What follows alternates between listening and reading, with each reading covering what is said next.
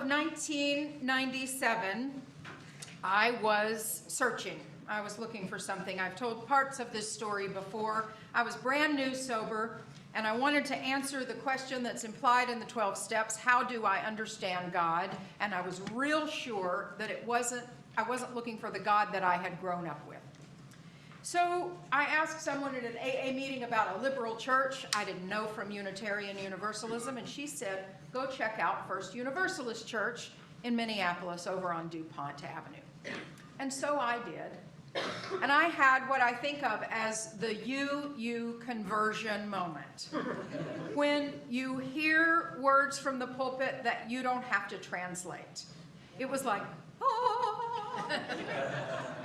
My friend who came with me said it really wasn't for him. It was a little too NPR. And I got the reference. That made sense. But it was for me, and I think I cried for the first 6 weeks. So I stuck around, and I really needed to put down some roots. I had decided that I wasn't going to do theater for a while. That had been where I had found community, and I decided that wasn't for me for a while. And Mike and I were brand new in the Twin Cities, and I needed to dig in. So I came, not articulating quite that mission, but I needed something. And so when somebody asked me if I wanted to be a coffee server, I said, well, yes, I'll do that. And then in a few months later, I don't know, a little while later, somebody said, do you want to be a greeter or an usher? And I said, yeah, I'll do that. And so time went on a little bit longer, a few more months, a few more things, and I was reading the newsletter. I was really good at reading the newsletter.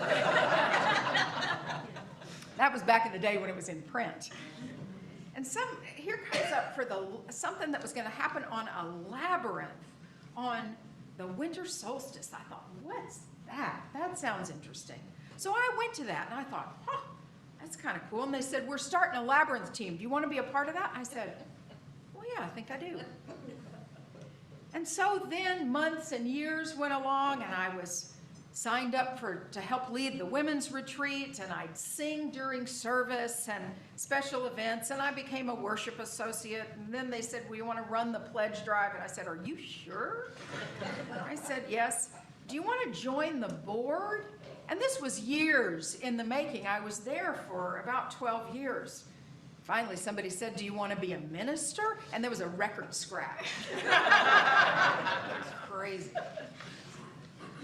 But what's really true is that the congregation made space for me. Broken, messed up me. Certainly didn't think I was good for much, and I sure didn't think I wanted to be in a church. But they made space for my questions, and they asked, what would help you? What do you need for your own mending? And how do you want to plug in? And they slowly unveiled the traditions of that congregation so I could understand how things work, so I could understand the structure. I think sometimes the structure of faith communities is challenging to figure out. Who makes the decisions and when and how early did you have to think about that in order to have it mentioned when you want?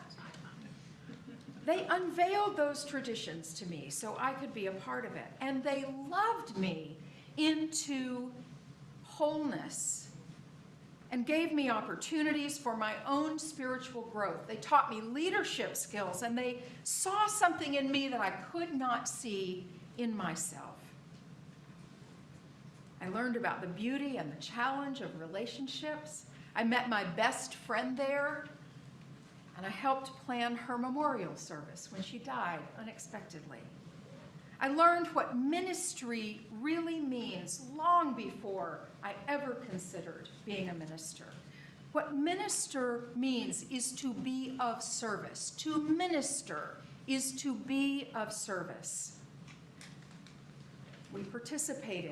I got to participate in and fall in love with shared ministry.